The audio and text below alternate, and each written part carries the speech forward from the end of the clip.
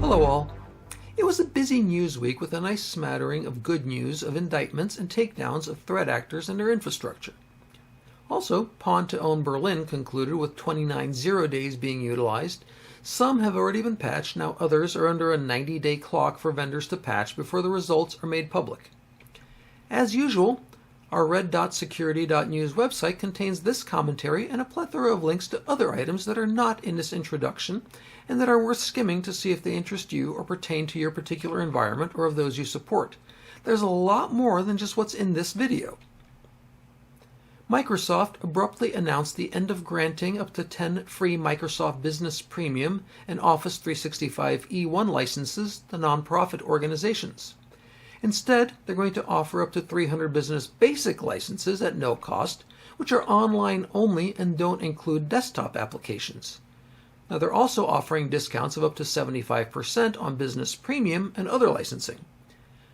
I guess if local applications are needed, and there aren't funds for Microsoft's new money grab, organizations could utilize free Office suites such as LibreOffice, and then still obtain the free Microsoft Business Basic license to get 1 terabyte of OneDrive storage for each user. Bear in mind, when current licenses come up for renewal, that's when the change must be made. If you're a nonprofit or support one, make sure you stay on top of this so it doesn't catch you by surprise. Microsoft OneDrive is going to enable the unbelievably boneheaded move of offering to add personal accounts to OneDrive on corporate workstations. This has been universally decried by security professionals as a massive vulnerability, compliance, and security nightmare, as there will be little to no tracking or control over what a user simply drags from protected locations to their own personal accounts. Administrators are highly encouraged to disable this new functionality that will be on soon by default. Palo Alto Global Protect Gateway Portal has a cross-site scripting vulnerability that can allow a malicious actor to create lookalike sites to convince users into giving up credentials. Upgrade to the latest versions of Cloud Next Generation Firewall and PAN-OS when they become available in June. In the meanwhile, follow the vendor's recommended mitigation actions. TikTok is the Chinese gift that keeps on giving. Dirtbags have figured out that if you offer hacks to steal activation codes for paid software via TikTok instructional videos, unsuspecting wannabe thieves will follow those directions like sheep to the slaughter and self-inflict with malware and info stealers. Somehow I have a hard time feeling sorry for them. Stealing is a crime. In the words of the hacktivist named XOXO from Prague, don't do crime. Crime is bad. VMware ESXi, vCenter, VMware Cloud Foundation, and more have had critical vulnerabilities disclosed by Broadcom that can enable cross-site scripting, arbitrary command execution, and denial of service.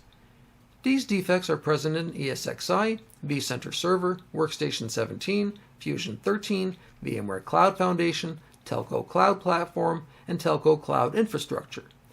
Patches are available if you have support with Broadcom. Now, if you're not going to pay for support, it may be time to switch to a different hypervisor technology, or else your compromise risk will continue to increase. Wins by the good guys this week include at least one miscreant responsible for hacking PowerSchool, pleading guilty in court to cyber extortion conspiracy, cyber extortion, unauthorized access to protected computers, and aggravated identity theft.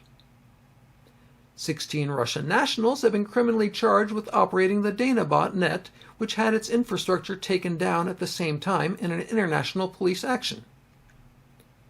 Charges were filed against the leader of the group responsible for Quackbot malware, which has experienced some very public takedowns recently. Along with the charges, it was announced that over $24 million worth of funds have been seized from various accounts, which will ultimately be returned to the victims of this evil organization.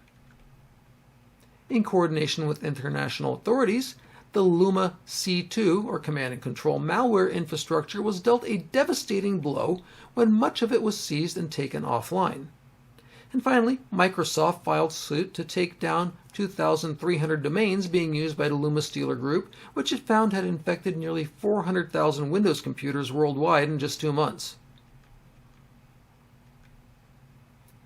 Quantum computers are rapidly developing and increasing in capacity. D-Wave announced general availability of their Advantage 2 quantum computer with 4,400 qubits of computational capacity. Even this relatively low number of qubits can be effectively leveraged to perform complex modeling that classic computers would choke on. However, as another article writes, it is estimated that it will take around 1 million qubits for a quantum computer to crack the RSA 2048-bit encryption algorithm, and based on current growth projections, that number is between 2 and 7 years away. I've personally witnessed a stark uptick in the number of successful attacks against organizations this past week, and the unfortunate reality is that most were preventable. I regularly see things like firewalls with outdated firmware that have known vulnerabilities, virtual private networks that do not follow best practices such as multi-factor authentication and limiting access to only those that need it versus everyone in the entire enterprise. I see email accounts without multi-factor authentication, users that have elevated permissions for their online accounts and on local accounts on their workstations, the same administrative account with the same password on all devices in the network, all of which make a threat actor's job infinitely simpler.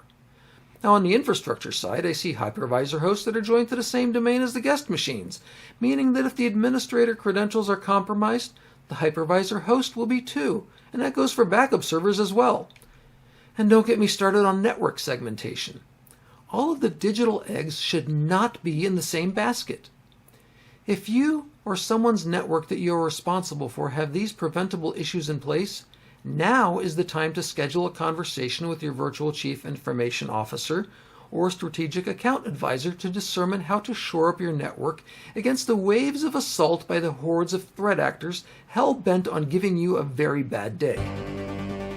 Keep the shields up.